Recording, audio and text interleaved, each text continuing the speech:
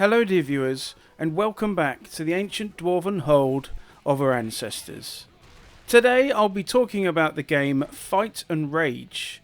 Fight and Rage is an old school two-dimensional scrolling beat-em-up developed and published by Seba Games Dev. It was released in September 2017. Before we get started, dear viewers, if I could request that if you like what I do down here in the ancient hold, then please consider subscribing to the channel, giving this video a thumbs up, and maybe leave a comment with your thoughts on the game. Fight and Rage is a side-scrolling beat-em-up, where you take on the role of one of three heroes, as you attempt to put an end to the machinations of some evil animal mutant people. You'll strike, grapple and jump at foes as you scroll through the levels in an attempt to reach the last boss and seize the day. I played this game in both single player and cooperative using Xbox 360 controllers. The genre of video games known as scrolling beat-em-ups are dear to this old dwarf's heart. The first I ever played was Golden Axe on the Commodore 64. It opened my eyes to this wonderful genre of slow walking to the right and sometimes left, while giving a beating to any number of evil doers by employing the awesome fighting skills of our brave heroes. From here I played Golden Axe sequels and many other scrolling beat-em-ups, like Streets of Rage, Final Fight, Turtles in Time, The Simpsons Arcade and many others. For some reason I just really enjoyed this type of game. It was fairly simple in what you needed to do, but depending on the game there were different ways to achieve it. Punches, kicks, grapples, using magic, super moves and combos. There were good times to enjoy. I think perhaps because you could play together with another person, or several in the arcade, against the computer as a team, that appealed to me. I enjoyed one-on-one fighting games, but was never really into Street Fighter as much as scrolling beat-em-ups. Beating up CPU-controlled sprite baddies was very satisfying, and doing it with friends was even more so. For many years after the boom of the scrolling beat-em-ups in the late 80s and 90s, the genre kind of went dormant. There are a few titles out there, but I can't really recall anything really grabbing me. It is within the last few years or so that I've noticed a wonderful resurgence in my beloved genre. I have covered several scrolling beat-em-ups on the channel here, and now have a playlist of them if you wish to check them out. So, Fight and Rage. This is a scrolling beat-em-up in the classical sense, in that it is two-dimensional pixel art graphics with several playable heroes and cooperative play. In terms of the aesthetic of the game, Fight and Rage very much leans into that old school feel. The playable characters are flashy and bright, with cool looking sprites and animations. There is Gao, a female human who makes use of martial arts moves with speed. F. Norris, a kind of ninja dude with explosive combos, and Ricardo, a giant ball man who employs raw strength and wrestling style moves. All three look unique, moving about in their own way. It is quite a unique premise for a scrolling beat-em-up. I mean, it usually boils down to some excuse to go on a rampage through streets against evildoers.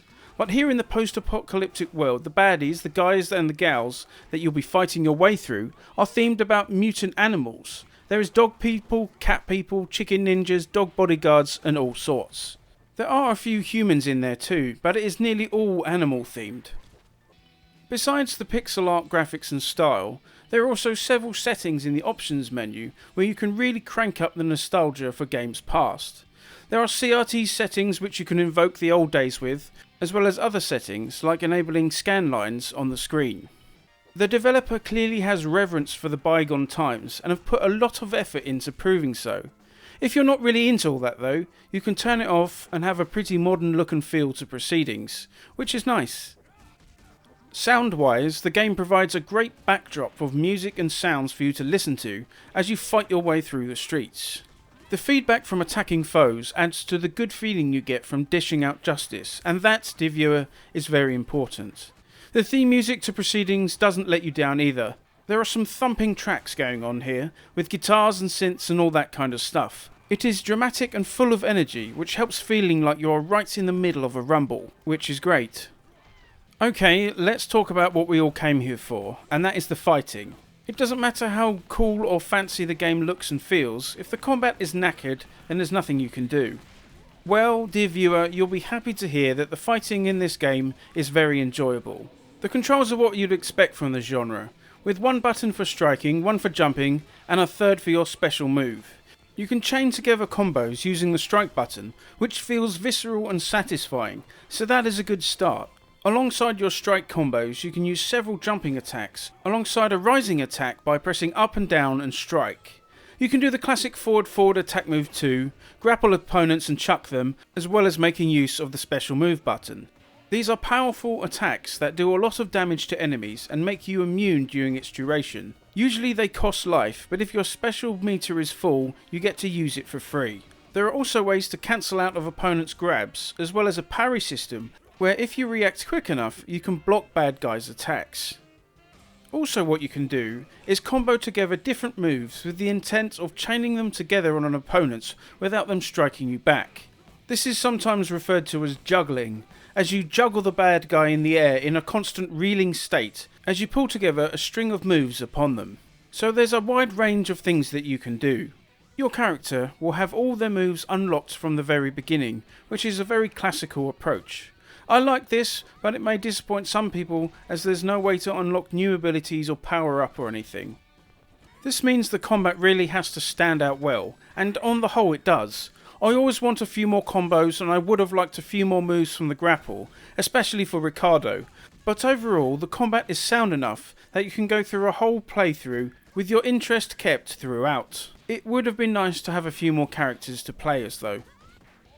Boss battles can be quite interesting, with them employing different abilities, like slams and thrusts and spinning claw attacks and so on. They tend to follow the traditional approach, where once you hit them several times, they will do a big attack to knock you down or can brush off attacks while charging up one of their own. Boss design is decent, and there is a useful variance between them. Earlier bosses do that thing where they turn up as normal mobs on later stages. Your journey through the game is not linear in progression. There are branching paths you can take on your journey that will whisk you away to different locations you wouldn't otherwise have visited on your run through. This helps to keep things interesting as you try to go through different directions. It seems going through varying paths and seemingly with different playable characters, it provides you with different game endings. So there isn't just one default ending to the game, there are several which you can work on achieving.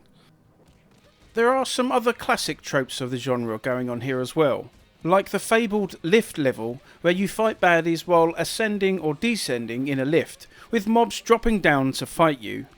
There is one section where you're fighting on surfboards, and a boat level where you have to try and stay on the thing and not fall off or jump off yourself. So there is some variety as you aren't foot slogging the whole time, which is nice. There is a story here as well.